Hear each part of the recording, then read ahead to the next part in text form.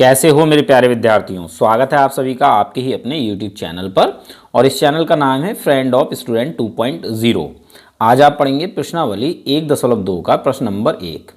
इस अध्याय का नाम है संख्या पद्धति नंबर सिस्टम और प्रश्न में दिया है नीचे दिए गए कथन सत्य हैं या असत्य हैं, कारण के साथ अपने उत्तर दीजिए। हमें यहाँ कुल ये 3 कथन दिए हैं, हमें बताना ये सत्य हैं या असत्य हैं और साथ ही इनके सत्य या असत्य होने का हमें कारण भी देना है। तो पहला कथन हमें दिया है प्रत्येक अपरिमेय संख्या एक वास्तविक संख्या होती है। भाई प्रत्येक का मतलब होता है हर एक, और हर एक से मतलब क्या होता है सभी। तो हर एक अपरिमेय संख्या एक वास्तविक संख्या होती है, तो ये कथन हमारा सत्य है। भाई सत्य क्यों है? वास्तविक संख्याएं क्या होती हैं, किन्हें हमने वास्तविक संख्याएं कहा? भाई परिमेय और अपरिमेय संख्याओं को ही हमने वास्तविक संख्याओं का नाम दिया है।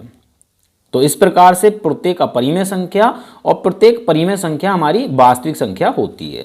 ठीक है, तो कारण में हम लिखेंगे ये कथन सत्य है क्योंकि परिमेय और अपरिमेय संख्याएं मिलकर वास्तविक संख्याओं का संग्रह बनाती हैं। भाई वास्तविक संख्याएं क्या होती हैं? हमने परिमेय और अपरिमेय संख्याओं को ही एक साथ वास्तविक संख्या बोला है, तो ये हमारा कथन सत्य है। अतः प्रत्येक अपरिमेय संख्या वास्तविक संख्या होती है। तो स्टूडेंट्स दूसरा कथन है हमारे सामने, संख्या रेखा का प्रत्येक बिंदु √m के रूप का होता है, जहां m रूट में ये जो m है, ये m एक प्राकृत संख्या है। और प्राकृत संख्या आप जानते ही हैं, हमारी गिनतियां जो अनंत हैं यही हमारी प्राकृत संख्याएं हैं। 1 2 3 4 5 6 7 8 ये हमारी अनंत हैं, यही हमारी प्राकृत संख्याएं हैं। तो इस कथन में हमसे बोला गया है भाई संख्या रेखा पर जो भी बिंदु हैं, संख्या रेखा का प्रत्येक बिंदु मतलब हर एक बिंदु प्राकृत संख्या का वर्गमूल होता है। तो भाई ये कथन हमारा असत्य है। संख्या रेखा पर असंख्य बिंदु हैं और सभी बिंदु प्राकृत संख्या के वर्गमूल हैं, ये तो संभव नहीं है। देखिए मैं आपको समझाता हूँ यहाँ पर लिखकर, ताकि आपको अच्छे से समझ में आ जाए। हम एक संख्या रेखा बना लेते हैं जो दोनों ओर अनंत है। ये हमारा 0, ये 1, ये 2 और इधर प्लस वाली संख्याएं, इधर माइनस वाली संख्याएं। ठीक है, हमसे कहा है संख्या रेखा पर जो भी बिंदु हैं सब प्राकृत संख्या के वर्गमूल हैं, यानी √m के रूप के हैं। और m क्या प्राकृत संख्या है, मतलब ये सभी बिंदु √1, √2, √3, √4 इस रूप के हैं। तो क्या ये संभव है? बिल्कुल संभव नहीं है। देखिए कैसे। भाई √1 का धनात्मक मान क्या होता है? भाई 1 होता है ना। हम धनात्मक मान की बात कर लेते हैं। 1 का वर्गमूल 1 होता है। ओके। √2 ये हमारी एक अपरिमेय संख्या है। अगर हम इसका मान निकालते हैं दशमलव के 2 स्थानों तक, तो ये हमें मिलता है 1.41। ठीक है। √3 भी एक अपरिमेय संख्या है। इसका दशमलव के 2 स्थानों तक मान क्या होगा भाई? 1.73। √4 का मान भाई 2।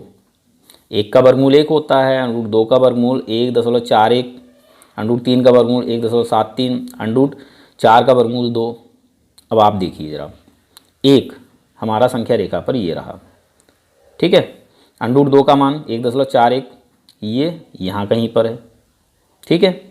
√3 का मान 1.73 ये कहीं यहाँ पर है। √4 का मान 2 ये हमारा 2 रहा। आगे हम नहीं जाते हैं। ठीक है। अब आप एक बात देखिए, 1 से 2 तक क्या केवल ये 4 ही बिंदु आपको दिखाई दे रहे हैं? भाई इनके बीच में देखो ये गैप है, नहीं है?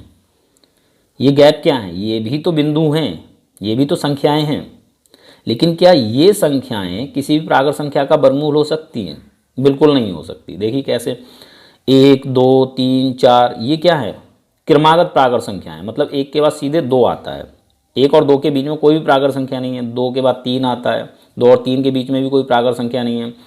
3 के बाद 4 आता है, 3 और 4 के बीच में भी कोई प्राकृत संख्याएं नहीं है। तो 1 2 3 4 ये क्या है? क्रमागत प्राकृत संख्याएं हैं। इनके बीच में तो कोई प्राकृत संख्या नहीं है। लेकिन जैसे ही हमने इनके दशमलव मान देखे तो हमें पता चला कि भाई इनके बीच में तो संख्याएं हैं। 1 और 1.4 के बीच में है नहीं है संख्याएं। तो ये संख्याएं क्या किसी भी प्राकृत संख्या का वर्गमूल हो सकती हैं?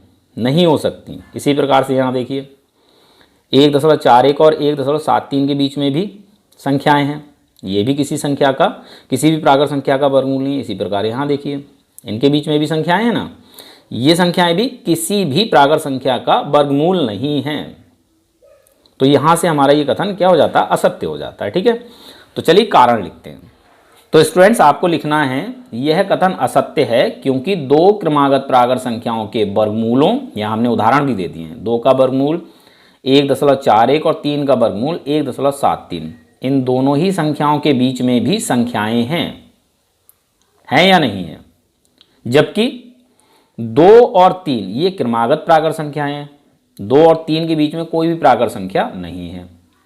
ठीक है, तो ये जो वर्गमूल है ना 1.41 और 1.73, इन संख्याओं के बीच में भी संख्याएं हैं जो संख्या रेखा पर ही स्थित हैं, और ये संख्याएं किसी भी प्राकृत संख्या का वर्गमूल नहीं हैं, अर्थात √m के रूप की नहीं है, जहां m एक प्राकृत संख्या है। ठीक है, आपको ये कारण लिख देना है। चलिए अब तीसरा कथन देखते हैं। तो स्टूडेंट्स तीसरा कथन हमें दिया है प्रत्येक वास्तविक संख्या एक अपरिमेय संख्या होती है। यहाँ हमसे कह रहे हैं कि भाई सभी वास्तविक संख्या, प्रत्येक का मतलब क्या, हर एक, और हर एक का मतलब क्या होता है, सभी। तो सभी वास्तविक संख्याएं अपरिमेय संख्याएं होती हैं।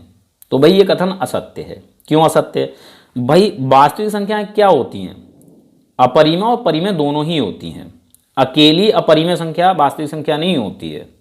ठीक है ना भाई, परिमेय और अपरिमेय संख्याएं मिलकर ही वास्तविक संख्याएं कहलाती हैं, और ये कथन हमारा पहले कथन का बिल्कुल विपरीत है, अपोजिट है।